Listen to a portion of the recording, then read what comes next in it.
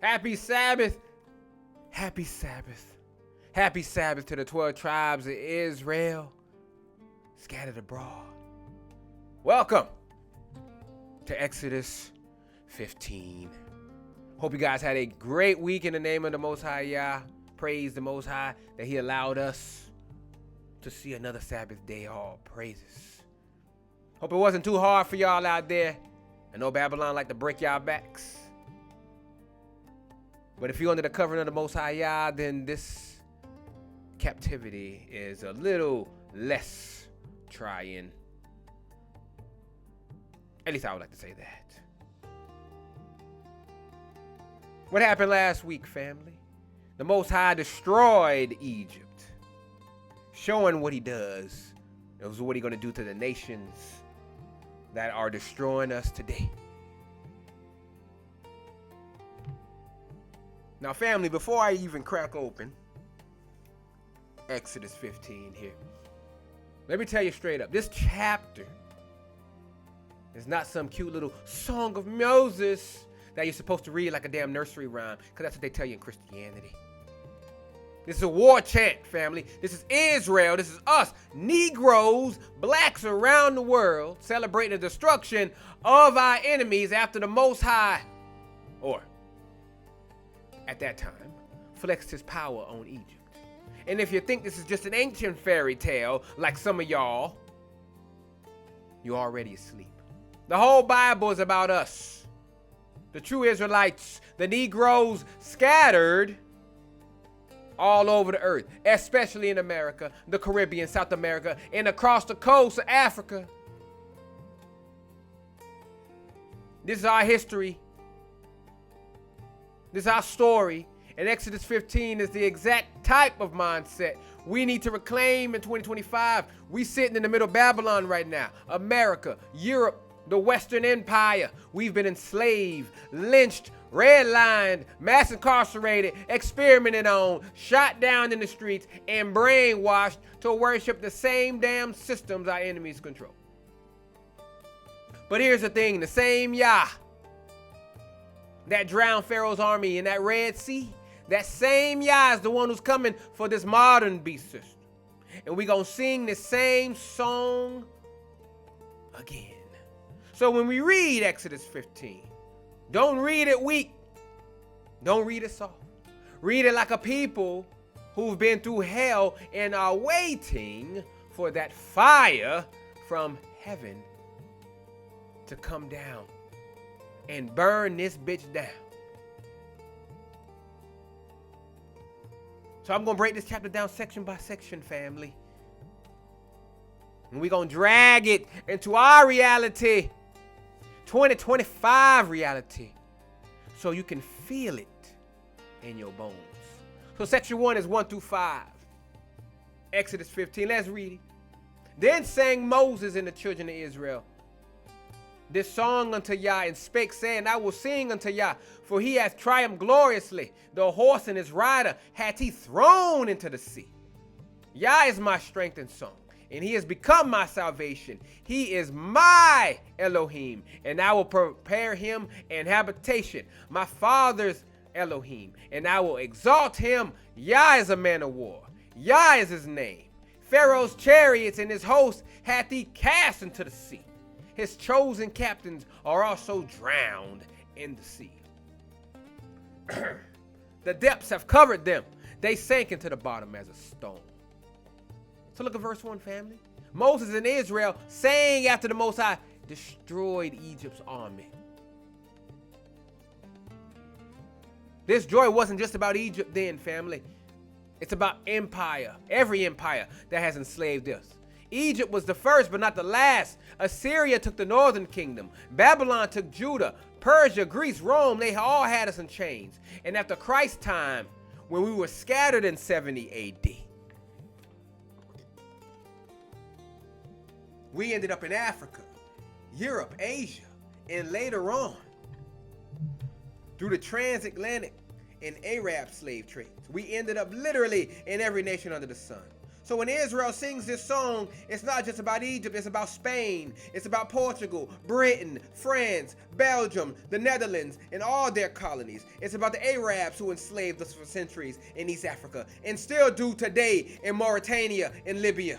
It's about the Chinese who treat African Israelites like dirt in Guangzhou. It's about the Indians who took down on our people in the Caribbean. It's about the South American elites who oppress our people in Brazil, Colombia, Venezuela, and the like. And it's about the African sellouts who handed us over during the slave trade. We sing this song for all of that because the Most High is going to drown all their armies. Verse 2, Yah is my strength, in my song. This is so heavy, family. Our people, whether they're in the favelas of Brazil, the ghettos of London, the townships of South Africa, the banuels of Paris,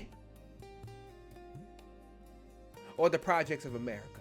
We all need to understand this. Salvation ain't coming from no president, no UN, no NGO, no Pan-African Conference, no Black Lives Matter protest. The Most High is our salvation, period. That's why Isaiah 45:17 says, but Israel shall be saved in Yah with an everlasting salvation. Ye shall not be ashamed nor confounded, world without end. That means whether you're a brother in Kingston, a sister in Lagos, a family in Detroit, or cousins in Sao Paulo, we all got the same salvation coming. The Most High is going to redeem and scatter people from everywhere. Verse 3, Yah is a man of war. Think about this globally, family. The same so-called superpowers that boast about their military strength, the US, Russia, China, NATO, Israel, the fake one in the Middle East, that is. All of them are going to face the man of war. None of them are safe. For example, Russia enslaved Israelites too. Bet y'all didn't know that. You don't hear it much. But during the slave trade, Portuguese and Spanish Jews who were Israelites were shipped to Russia and Poland.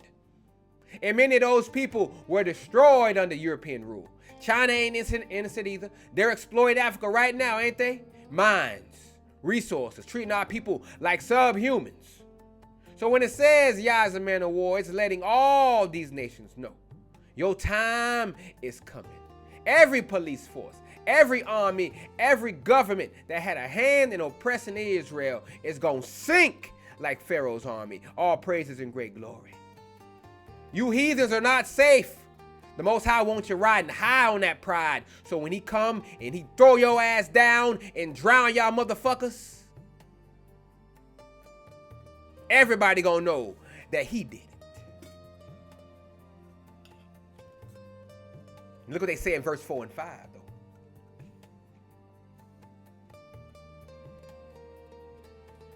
Pharaoh's chariots and his host hath he cast into the sea. That's prophetic, family.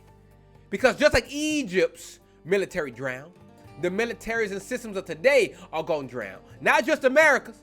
Britain, who colonized the Caribbean, Africa, and India. France, who bled Haiti dry, colonized West Africa, and still controls African economies through the CFA franc. Portugal, who shipped millions of us to Brazil. Spain, who enslaved our people in Mexico, Puerto Rico, Cuba, and South America. Belgium, who butchered our people in the Congo. The Arabs, who still sell our brothers and sisters in Libya and Sudan. The fake Jews in Israel today who built their state on the backs of our suffering. All of them gonna sink like a stone. Psalm 83 lays it out perfectly. They have taken crafty counsel against our people. They have come and said, let us cut them off from being a nation, that the name of Israel may be no more in remembrance. That's global, family. That's why we don't know who we are in Brazil, in Jamaica, in London, in Nigeria, in Suriname, in Trinidad. They erased us as a people on purpose.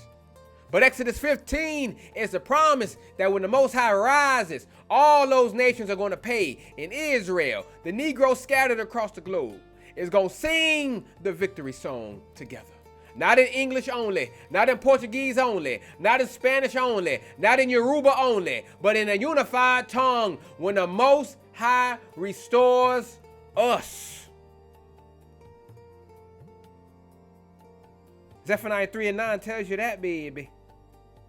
For then I will return to the people of pure language, that they may call upon the name of Yah to serve him with one consent.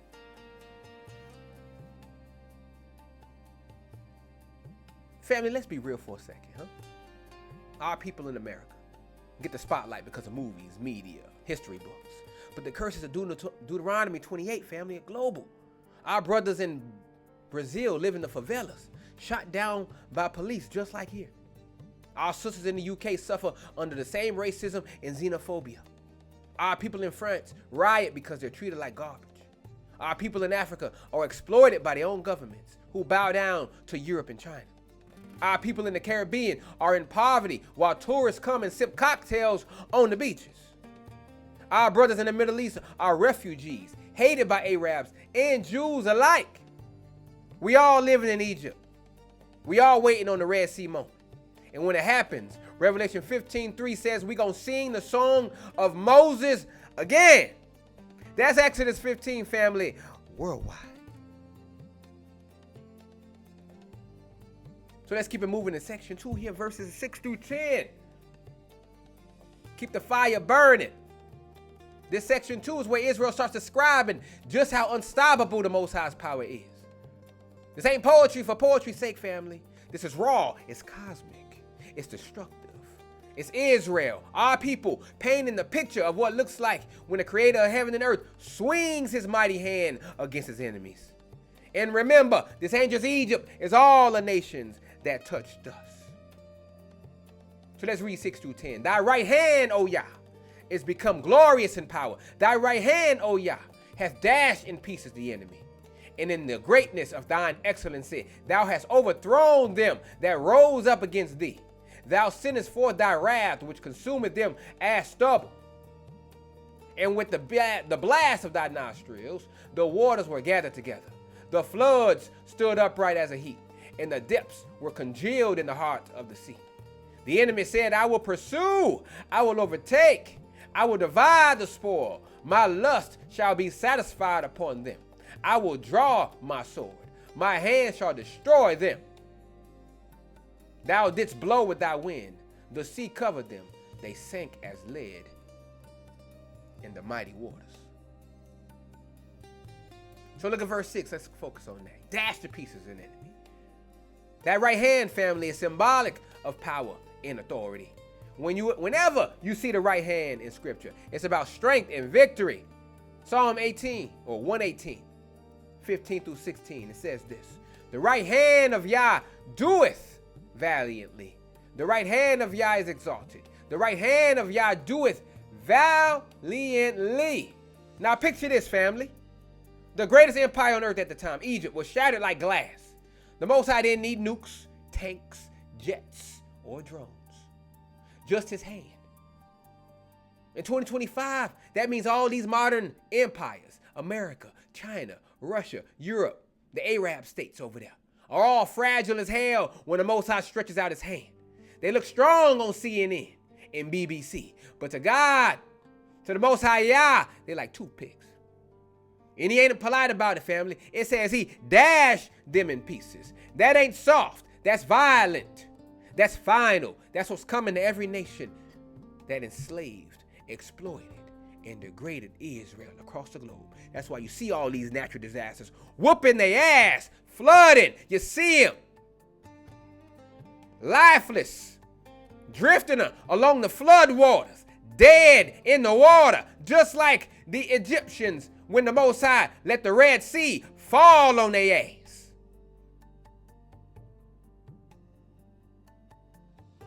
I praise Yah every time I see dead heathen all over my timeline. Earthquakes killing thousands. All praises and great glory. Airplanes falling, killing all of them on board. All praises and great glory. It might sound mean, family, but look what our people doing right here after the Most High drowned all these people. We praised the Most High Yah Israel. We praised them. Why do you not praise when you see them dying in the streets just like us? Why do you not praise them when they blow up in their houses? When they get trapped in mines and all of them die because the walls caved in underground. Why do you not praise this? Why you sit there and cry for these white people, these Asians, these Hindus, Europeans, so-called Spanish people over there, the white ones? Why do we not praise the Most High Yah when we see them dead? Why do we not do this? Why do we cry for them, but we don't cry for our people? What the fuck is wrong with y'all, man? These people have beat us in our heads all centuries long, millennia. And the Most High showing you the judgment on them, and y'all sitting there crying for them. Boy, I praise, boy, I tell you, I look back on that 9/11. Oh, praises and great glory. Seeing them heathen jumping out of the goddamn buildings. All praises. All them firefighters who caught cancer because of all that smoke. All praises and great glory for what your fathers did to our people.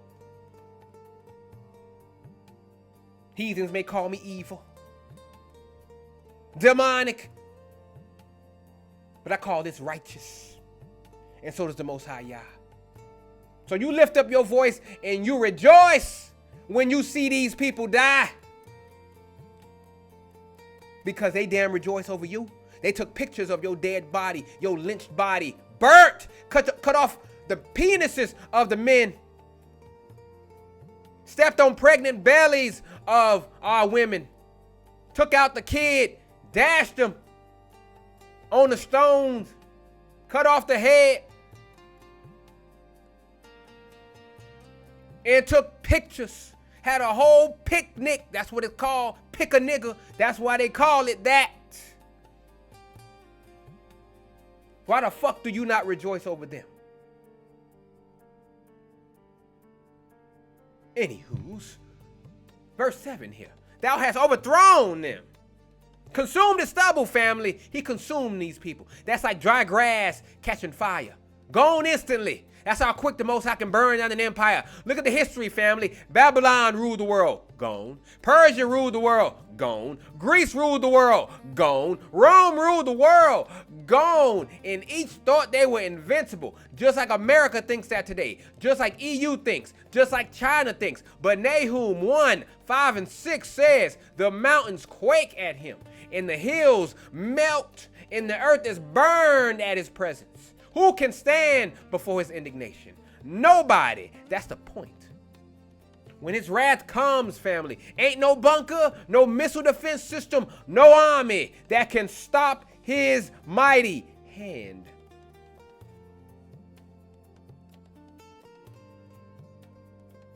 Unstoppable. Verse 8 here.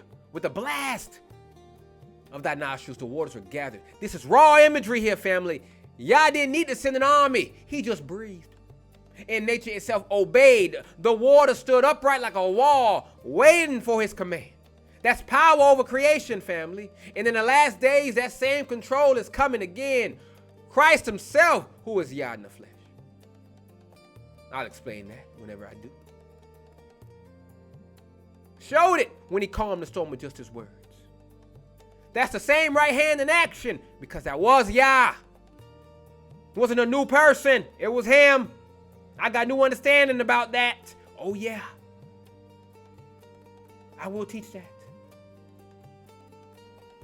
So in our modern reality today, family, think about all these nations relying on these natural resources, on climate, on technology. The Most High can wreck it all with a breath. Hurricanes, earthquakes, droughts, floods. When he's ready, he'll weaponize creation itself for Israel's deliverance and the nation's destruction. As you can see right now, family, hurricanes are getting stronger. Tornadoes are getting stronger. Floods are becoming more massive.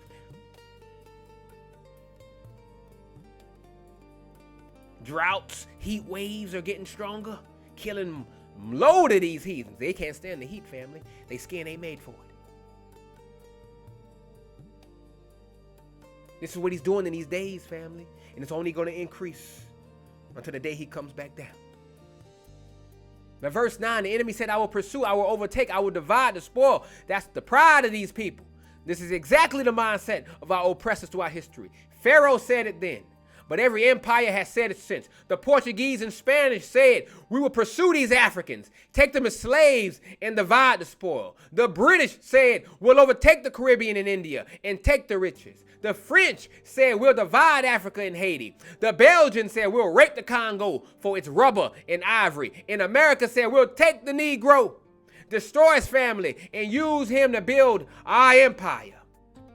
It's the same damn voice, different nations, same demonic mindset, family.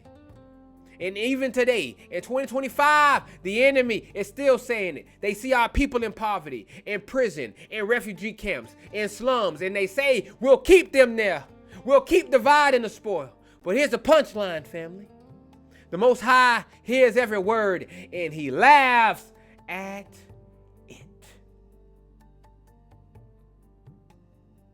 This is why we stay faithful. This is why we stay strong, because we know the Most High Yah, our Elohim, is going to destroy these people. We have to have the patience to see it through and let them cook. Stay out the way. Stay on the path. Obey the commandments. Teach your children about him. Teach your people about him. And let him do him. And in the end, we going to sing this song again. Verse 10, thou didst blow with thy wind. The sea covered them. They sank as lead in the mighty waters. Just like that, family. The strongest empire on earth, gone. No drawn out war. No negotiations. No treaties. Just a breath and they were drowned. That's how quick the Most High can erase a nation.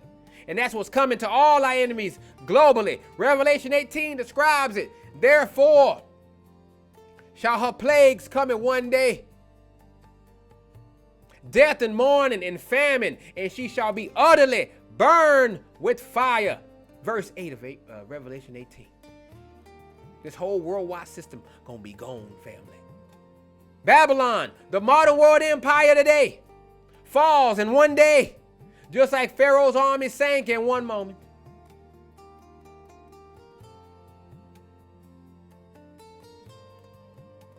But we all know a day is 1,000 years. So it's not a literal day, family. Don't get stuck on the day. It's just saying it's going to happen so quick and sudden. As you can see it happening now. They don't know what to do. They're confused. The economies are tanking. They don't know what to do, family. They don't know what to do about this so-called quote-unquote climate change, which is just the Most High Yah turning up the temperature. He turning up the thermostat on these motherfuckers.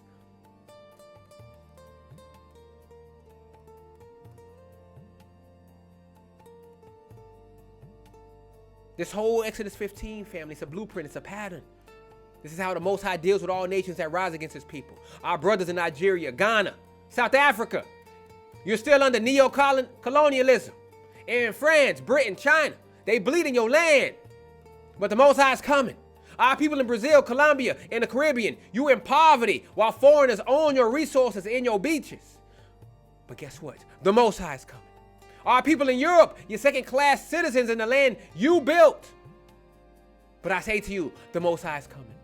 Our people in America, you're still being shot down in the streets and locked up in cages. But I tell you, the Most High is coming.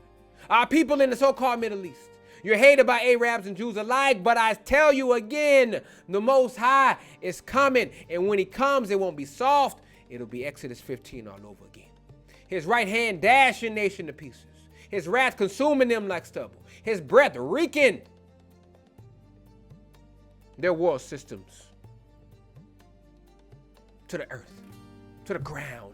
In Israel, us, our people, black people, Negro people, scattered to the four corners, will sing this victory song.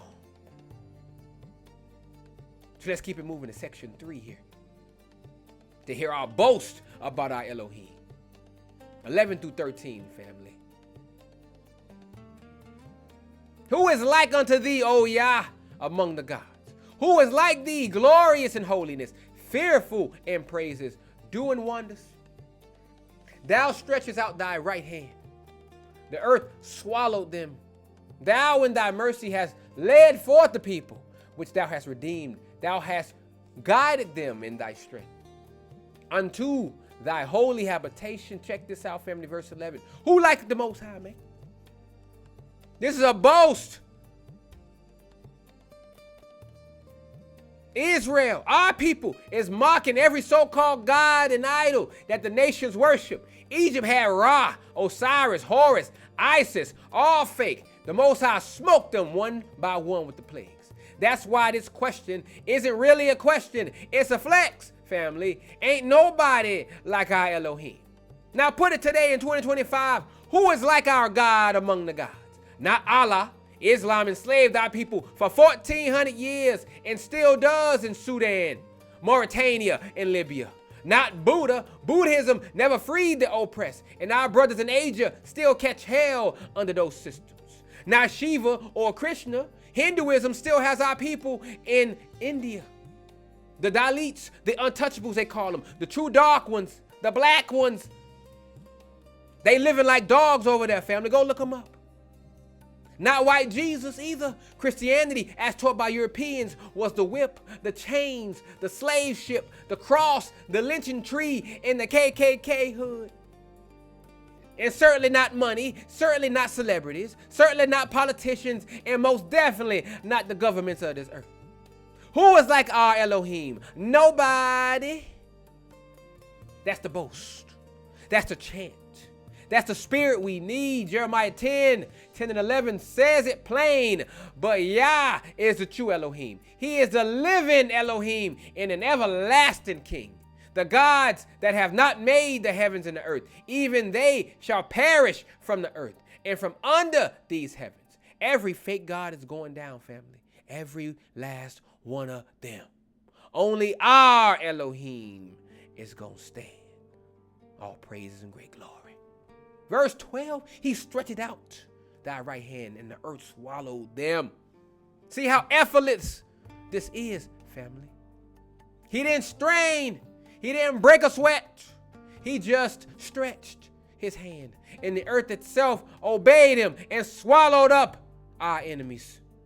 Think of it, global family. The ground swallowed up plantations. The ground swallowed up empires, armies, and kingdoms across history. Spain's empire collapsed. Portugal's empire collapsed. Britain's empire collapsed. France's empire collapsed. And America's empire is collapsing right now. That's why Isaiah 40 and 17 says, all nations before him are as nothing, nothing, nothing. And they are counted to him less than nothing in vanity. That's why they got their ass swallowed up. They ain't shit compared to Israel's God, our Elohim. None of them. A bunch of bitches. Do you hear me, Israel? Do you hear me? I don't think y'all do. They are a bunch of bitches. Do you understand the words that are coming out of my mouth? Do I need to speak in Espanol, in Francais, Creole for our Haitian brothers and sisters? Do I have to speak another language for y'all to understand? Now look at verse 13. Thou in thy mercy hast led forth the people, that's us, which thou hast redeemed. This is the part that should hit you deep, family. We brag about Yah's wrath, but then they brag about his mercy toward them. Understand this, family. Yah's wrath and his mercy are two sides of the same coin. His wrath destroys the nations that enslaved us, while his mercy delivers us from those nations. That's why the Most High's mercy is only for Israel. That's you, black people. Don't allow these heathen to try to come in here with their false doctrines, with their universalism, trying to say we all Israel now, spiritual Israel. Tell them to shove that up their ass. Psalm 147, 19 and 20, one of my favorite verses in this book, says he sheweth his word unto Jacob. That's you, black people.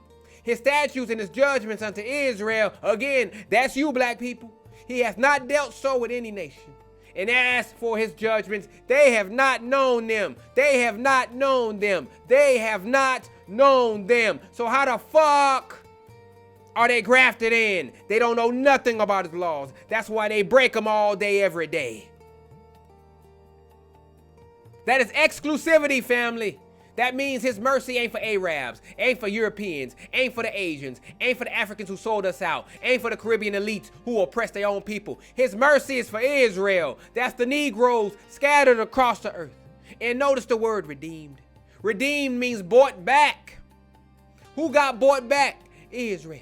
That's why Christ came. That's why y'all came down in the flesh. Matthew 15:24, I am not sent but unto the lost sheep of the house of Israel. Why? Because he made a covenant with those people only. He didn't come for everybody. He came to redeem us. In verse 13 finishes, with guided them in thy strength unto thy holy habitation. That's the destination, family. Zion. That's the kingdom. That's the land promised to our forefathers, Abraham, Isaac, and Jacob. That's the end game. Can you smell it? Let me say it raw, family. Our Elohim is the Elohim, period. Don't allow these heathens to say, oh, there's 10,000 gods out there. What makes you think your God is the right one? Because he said so, fucker. We need to start walking like it. Stop envying other nations' religions. Stop crying for inclusion in their systems. Stop worshiping their idols, money, fame, politics, Islam, Christianity, Hinduism, Pan-Africanism, all that. Put an end to it. Your boast should be, my Elohim drowned Pharaoh. My Elohim burned Babylon. My Elohim smashed Rome. My Elohim is about to burn America, Europe, China, and every other oppressor to the ground. We are the only people on this earth who can truly boast about our Elohim, because he's the only one who actually moves for us. Where is Allah when all them damn those Arabs over there keep getting killed? Where he at? Is he on the toilet? Is he on vacation? Where is Shiva and Krishna with all them damn Hindus over there living in squalor and just nastiness? Have you seen the rivers? They shit on the sidewalks, family. Have you seen it? Where they gods at?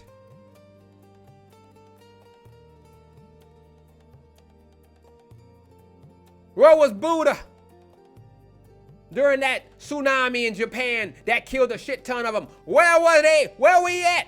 Was his fat ass taking a shit? Was he gorging down himself at the Golden Corral buffet? He was nowhere to be found. Our Elohim is the only one who redeemed the people out of slavery and promised them the kingdom. And when we boast, it ain't arrogance, it's prophecy, it's faith, it's declaring what's coming. That's why Revelation 15:3 says the saints in the last days will sing the song of Moses, the servant of Elohim, in the song of the Lamb. That's this song right here, family. Exodus 15. Our boast, our chant, our anthem.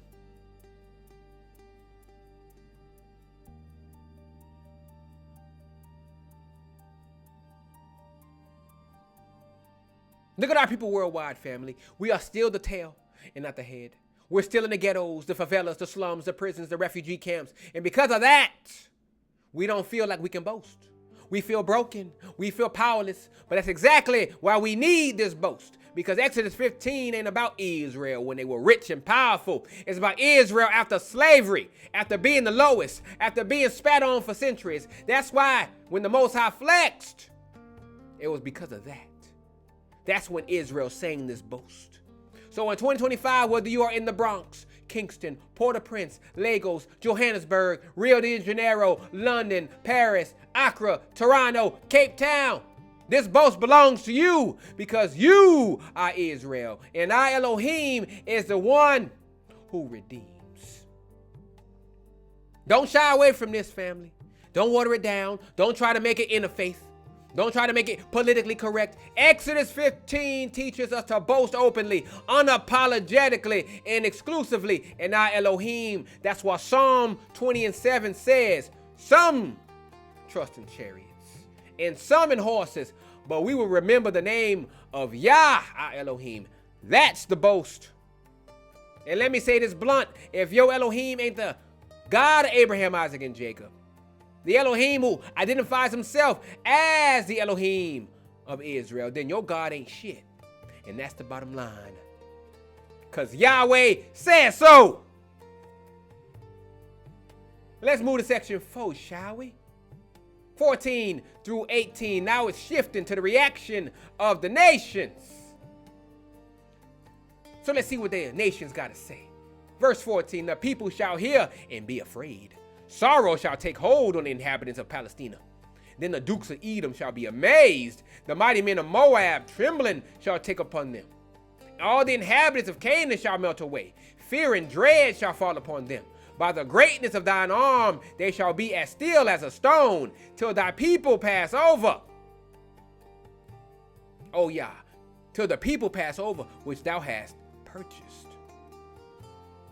Thou shalt bring them in and plant them in the mountain of thine inheritance, in the place, O Yah, which thou hast made for thee to dwell in the sanctuary, O Yah, which thy hands have established. Yah shall reign forever and ever. Look at verse 14, man. The people shall hear and be afraid. You hear that, family? Notice here, the deliverance of Israel was never a private event. It wasn't just for Israel to clap hands and shout hallelujah in their own tents. It was global. Nations heard about it. Word spread like wildfire. Joshua 2, 9 and 10 proves it. Rahab told the Israelite spies, I know that Yah hath given you the land, and that your terror is falling upon us. For we have heard how Yah dried up the water of the Red Sea for you. See, the nations heard about the Red Sea, and they were terrified. Now think about that today. When the Most High brings judgment on this world, CNN, BBC, Al Jazeera, and every news outlet gonna cover it. That's why they cover all these natural disasters, family. Nations from America to Africa to Asia are gonna hear and tremble. The system that looked invincible will suddenly look fragile as hell. Fear will grip the planet, and boy, has it gripped them today. Because it's happening right now, family.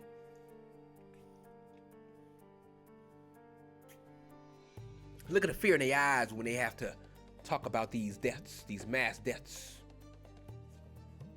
mass murders, natural disasters, a bunch of people dying.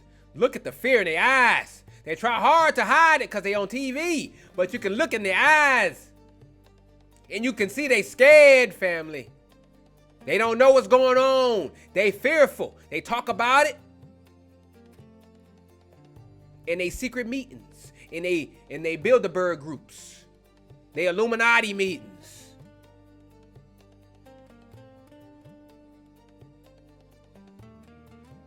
That's what they do, family. They talk about us because they know what's happening. They trying real hard to keep us down, trying real hard to keep us distracted. But the Most High always has a remnant that stays on code, that's not going to be distracted, that's going to continue to wake up their people. That's going to continue to move these prophecies along, family. They can't stop this train. They think they can because they got quote-unquote power, but that power is only there because the Most High allows them to have said power.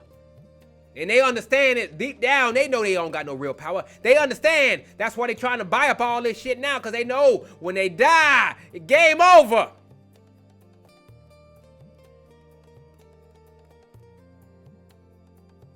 Game over. They ain't gonna be able to insert coins to continue, family. When it's done, game over. You're gonna get judged and you're gonna be snapped away. Never to be seen from or heard from again. You will be a distant memory. Verse 15, here's where it gets specific here. The nations named here represent enemies that Israel had to face after Egypt. And symbolically, they represent all the nations that oppress Israel today. Look at Edom. That's Esau's descendants. And let me make this clear, goddamn camps. Edom is not the so-called white man like some of our confused brothers teach. Edom is a nation of people in the ancient Near East, and their descendants are still around, but they are not synonymous with Europeans. That is a false doctrine. But Edom does represent a brother nation who turned against us, who had animosity from the womb, as we learned back in Genesis 25. Spiritually, Edom represents those who should have been close to us, but became enemies. It named Moab, that's Lot's descendants through incest. Moab represents those nations that are kin, but still oppose us. Even in history, Moabites hired Balaam to curse Israel, as we're going to learn in Numbers 22 coming up. So Moab represents those who would rather curse us than bless us. Got to look at this symbolically, family. You got Canaan. This represents the people of the land we were promised. Spiritually here, Canaan represents the nations sitting on what belongs to us. That's them fake Jews and Palestinians over there. That's why they melt away in fear. Now broaden this, gas all of a sudden. Broaden it in 2025. Who are Edom, Moab, and Canaan-like nations today?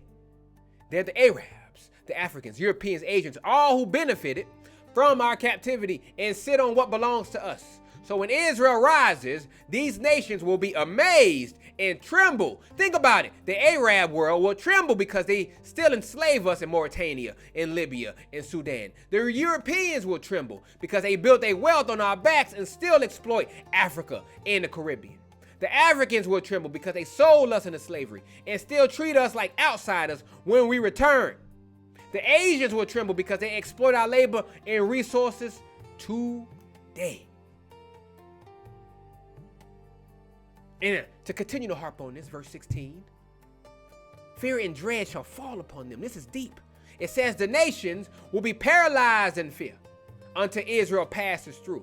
That means when the Most High moves, as he's doing it right now, the nations won't be able to stop us, touch us, or block us. We'll walk right through their fear. Think about the symbolism, family. Crossing the Red Sea, that's deliverance from Egypt. Crossing the Jordan, that's entering the land. Passing over at the end is redemption in the kingdom. And notice the word again, purchased. He didn't purchase the nations. He purchased us. So don't allow these Christians and all these other people who say we all God's children, all that bullshit. No, he purchased us. His blood, his covenant, his promises are for us only, not for everybody. That's exclusive. That's the boast. Continuing. In verse 17, thou shalt bring them in and plant them in the mountain of thine inheritance. Talking about us, family. This is prophecy. Israel wasn't in the land yet when this was sung.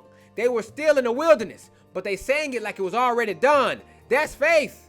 And this is where the Most High's plan goes full circle. He didn't just bring Israel out of Egypt to wander. He brought them out to plant them in their inheritance, as Psalm 132, 13 and 14 says. For Yah has chosen Zion. He has desired it for his habitation. This is my rest forever. Here will I dwell, for I have desired it. Family, the end game ain't America, ain't Brazil, ain't Jamaica, ain't Ghana, ain't London, ain't Paris. The end game is Zion.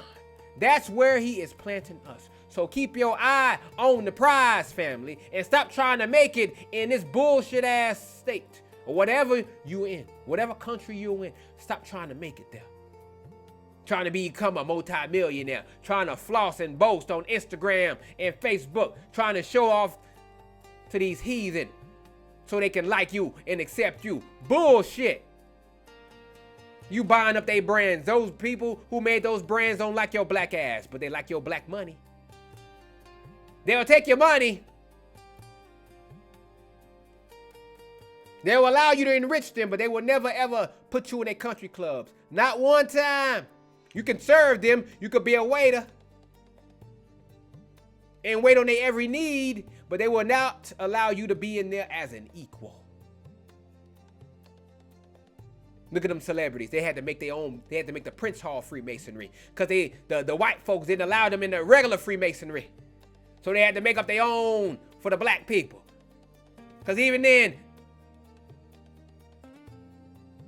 they still didn't like you, even at the top. Verse 18, Yah shall reign forever and ever. That's the conclusion, family. After all the nations tremble, after Israel passes over, after we're planted in Zion, the Most High reigns forever. That's the kingdom. That's the dominion. That's the promise. Daniel 7:27 says it perfectly. In the kingdom, in dominion, in the greatness of the kingdom, under the whole heaven shall be given to the people of the saints of the Most High, whose kingdom is an everlasting kingdom, and all dominions shall serve and obey him. That's the finale. He reigns. We reign with him, and the nations serve. So this is where hope meets prophecy, family. Because in 2025 today, our people are still scattered, still oppressed, still forgotten. But Exodus 15:14-18 is the promise that the nations are not as confident as they look. Deep down, they fear us waking up. Why do you think they fight so hard to hide our identity? Why do you think they spread lies about who the real Jews are? Why do you think they flood us with drugs, guns, false religions, entertainment distractions? Because they know once Israel remembers their Elohim, the nations shall tremble. Hey, that's one of my songs on my new album.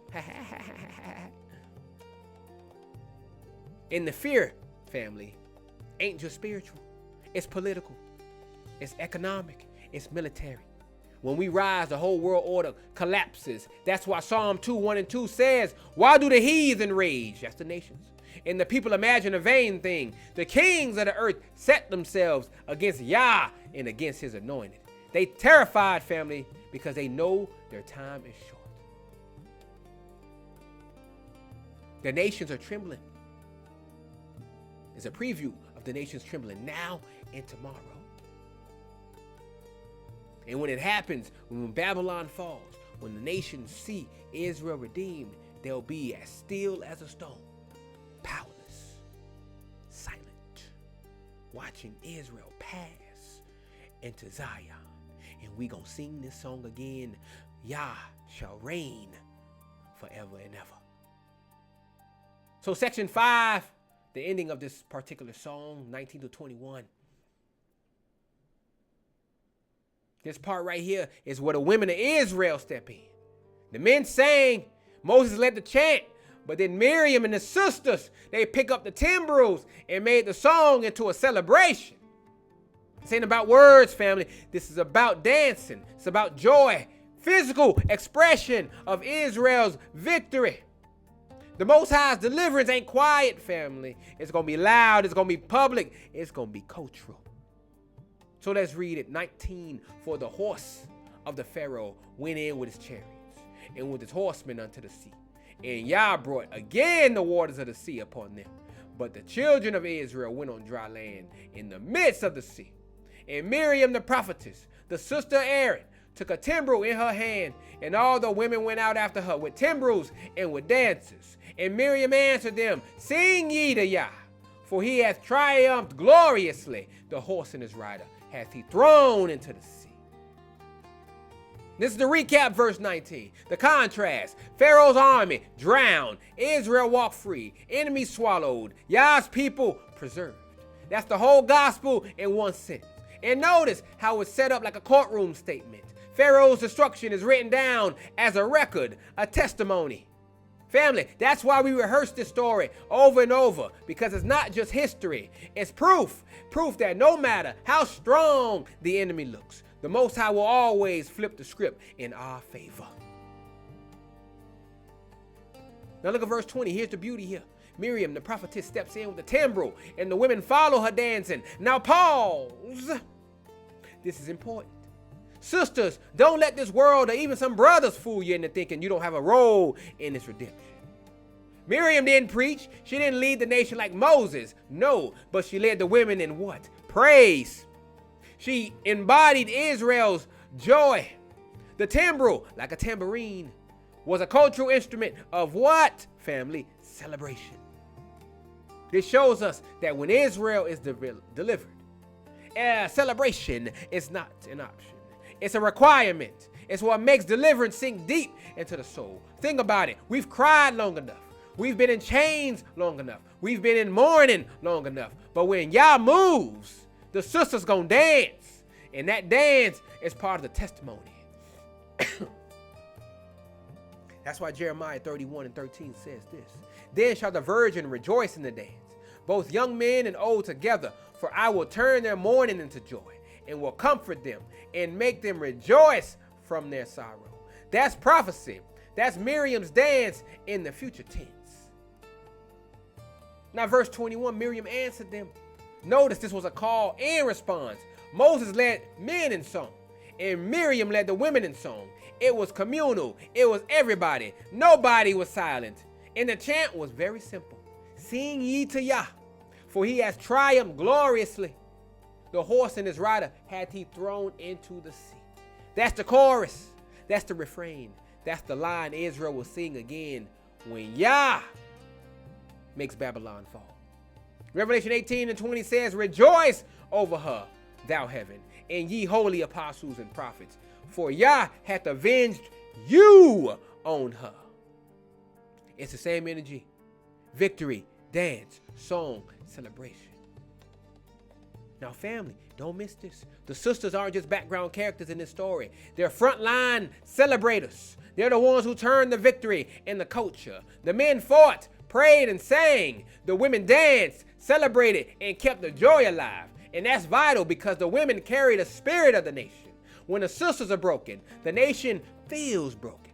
But when the sisters are rejoicing, the nation feels alive. Miriam's dance was prophecy in motion. It was saying Israel's joy is restored.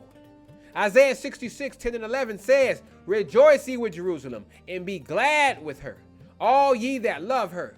Rejoice for joy with her, all ye that mourn for her. The women embody that joy. Look at our people today. Our sisters in the Caribbean dance, but too often it's under carnival customs or costumes tied to colonial slavery. Our sisters in Brazil dance, but too often it's tied to poverty and exploitation. Our sisters in America dance, but too often it's in clubs stripped of holiness. Our sisters in Africa dance, but too often it's mixed with idol worship. But Miriam's dance is different. It's holy, it's prophetic, it's joy rooted in deliverance.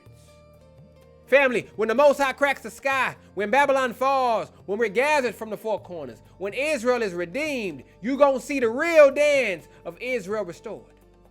Not the dances of oppression, not the dances of colonization, but the dance of what? Victory. That's why Zephaniah 3:14-15 says, sing, O daughter of Zion, shout, O Israel, be glad and rejoice with all the heart, O daughter of Jerusalem. Yah has taken away thy judgments. He hath cast out thine enemy. That's Miriam's dance prophecy right here, waiting to happen again.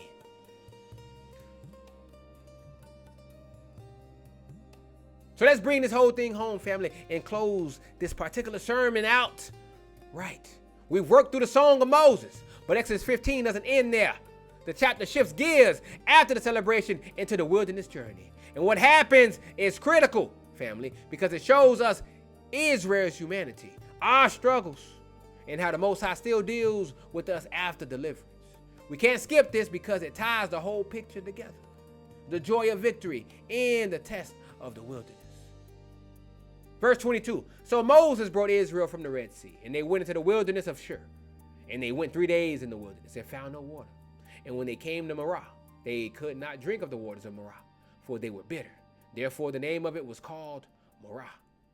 And the people murmured against Moses, saying, what shall we drink?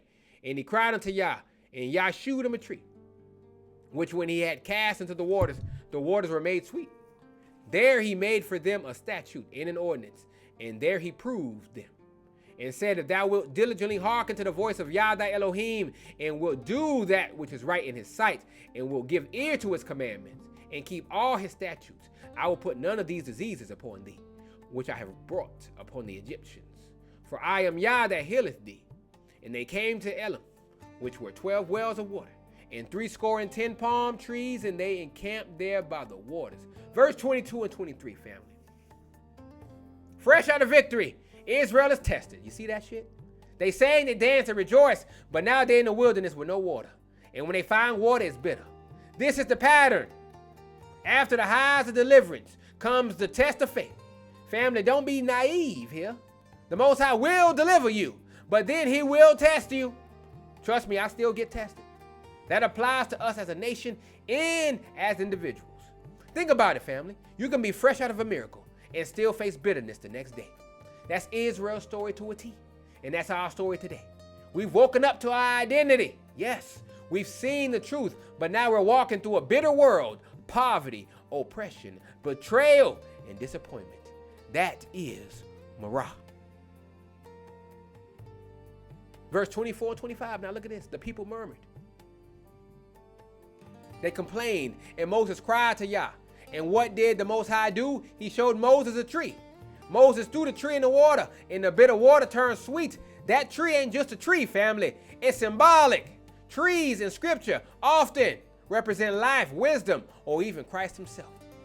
The Most High was showing Israel, your bitterness will be turned sweet if you what? Trust in me. Proverbs 3 and 18 calls wisdom what? A tree of life. Revelations 22 and 2 speaks of the tree of life whose leaves healed the nations. Israel's healing, that is. Here in Exodus 15, the tree is the solution to bitterness. It's prophecy of Christ. The word in the commandments, the only thing that makes life bitter water sweet. Whoo, all praises and great glory. I tell you, family, these sermons be hitting hard. I'll be getting revelations while I'm reading this. It all makes sense if you read it with the wisdom that the Most High gives you. Verse 26, here's the covenant promise here. If Israel obeys, then diseases and plagues won't touch him. He says, I am Yah that healeth thee. Don't miss this again. Healing is tied to obedience. You can't separate the two. Our people want healing from oppression, from trauma, from sickness. But we keep ignoring the commandments. The Most High said, listen to me, obey me, and I will heal you. This is heavy for us today because our people are dying from diseases at higher rates everywhere. Diabetes, heart disease, high blood pressure, HIV, cancers. The nations pump poison into our food, our air, our streets. But the Most High says, if you obey, I'll protect you from what destroys them. Deuteronomy 7 and 15 confirms it, family. And Yah will take away from thee all sickness, and will put none of the evil diseases of Egypt, which thou knowest, upon thee. That is covenant health, family. But you gotta obey his word to receive it. In the final verse, 27. And then after the bitterness here, after the test, after the promise of healing, Israel arrives at Elim. 12 wells of water, 70 palm trees. Symbolism on symbolism, family. 12 wells for the 12 tribes of Israel. 70 palm trees, the 70 elders of Israel that we're going to see in Exodus 24. And also the 70 nations listed in Genesis 10. This is prophecy and imagery, family. Israel finds rest, provision, and shade. The whole nation is sustained. After bitterness comes abundance. After testing comes rest. After Marah comes Elim. Psalm 23, 2 and 3 echoes this. He maketh me to lie down in green pastures. He leadeth me beside the still waters. He restoreth my soul. So family, let's tie it all together. Verses 1 through 5. Israel sings after Pharaoh's destruction. That's our song of victory when the modern empires fall. Verses 6 through 10, the Most High's power is described. His hand dashes nations. His breath controls creation. No empire stands. Verse 11 through 13, Israel boasts exclusively in their God. Nobody else can claim him. His mercy is for us alone. Verse 14 through 18, the nations tremble, paralyzed by fear, while Israel passes into their inheritance. Zion is the destination. Verses 19 through 21, Miriam and the women dance, showing Israel's redemption is cultural, joyful, and communal. And then verses 22 through 27, Israel faces bitterness. But the Most High provides healing, testing, and rest. This whole cycle of Israel's story, deliverance, boast, fear in the nations, celebration, testing, healing, rest. And it's the same story playing out right now. We've been delivered from ignorance. We're boasting again in our Elohim. The nations are trembling. We're celebrating identity. We're being tested in the wilderness of this world. But healing and rest in Zion is on the way. So family, Exodus 15 ain't just your ancient history. It's prophecy. It's our anthem. It's our blueprint. If you're in America, sing this song. If you're in Brazil, sing this song. If you're in Jamaica, Haiti, Trinidad, the DR, sing this song. If you're in Nigeria, Ghana, South Africa, Kenya, sing this song. If you're in London, Paris, Amsterdam, Toronto, sing this song. If you're in the Middle East, catching hell, sing this song, because our story ain't over. Pharaoh's chariots are about to drown again. The nations are about to tremble again. Miriam's dance is about to break out again. The bitter waters are about to turn sweet again. And Israel is about to be planted in Zion again. And when that day comes, the only words left will be the closing line of Exodus 15, verse 21. Yah shall reign forever and ever. All praise and great glory to the Most High Yah. That ends my sermon. I hope you guys were spiritually edified today. All praise to the Most High for allowing me to share this wisdom upon your ears today. I pray you guys enjoy the rest of your Sabbath. My Sabbath is pretty much over. I pray you guys enjoy the rest of your week.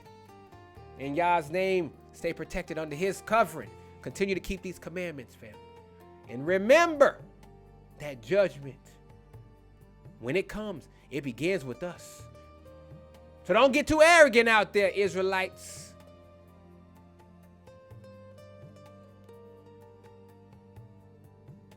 Because he always comes for us first, because we are his people. So I leave you with my song off of my new album. One of my favorite ones. It's called Judgment Begins With Us. Y'all willing, next week we continue to Exodus 16 and continue on this wilderness journey just like we in today. I love y'all. May y'all be safe. In Yah's name. Amen and amen.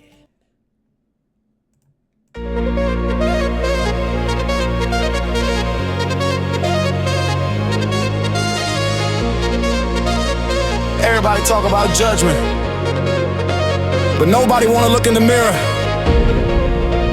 You running from the truth like you can hide from Yah, but the fire don't start with them. It starts with us. Israel, it's time to face it.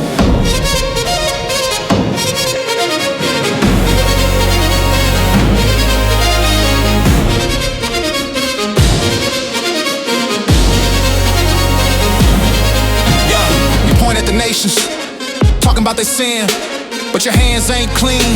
You still blending in. You act like you righteous, got the fringes on your shirt, but your heart stay cold and your motives all dirt. Hypocrite spirit, love to shout, love to teach, but when the lights off, do you practice what you preach? You gossip and slander, you envy your kin, forgetting it's Israel where judgment began. You brag on your lineage, you boast in your tribe, but you ain't impressed with your bloodline pride. He want obedience, faith, and a contrite heart, not a fake outward show, playing a part. You sit in the temple, but your mind in the street. You talk about the law, but you're walking complete. You love to correct, but you hate correction. You quick with the curse, but you run from reflection. Woo! Judgment begins at home. Don't point the finger, look at your own. Let the fire burn, let the truth be known. Israel, repent before the seeds are sown. Judgment begins at home. We set the standard, we set the tone. Get your heart right, get your mind grown. Yah's eyes on us, we can atone with stone. You quick to condemn, but you slow to forgive. You say about life, but you hate how you live. You fast for applause, you pray for the show, but when your brother need love, you the first to say no. You hold on to grudges, you plot and you scheme. You sabotage others just to push your own dream. You hide behind doctrine, you twist up the scroll, but your actions expose what's deep in your soul. Yeah, see the secrets, the mask and the lies. He's sifting the wheat, he exposing the spies. No scapegoats allowed, no blame to the rest. It's Israel in the furnace, he pure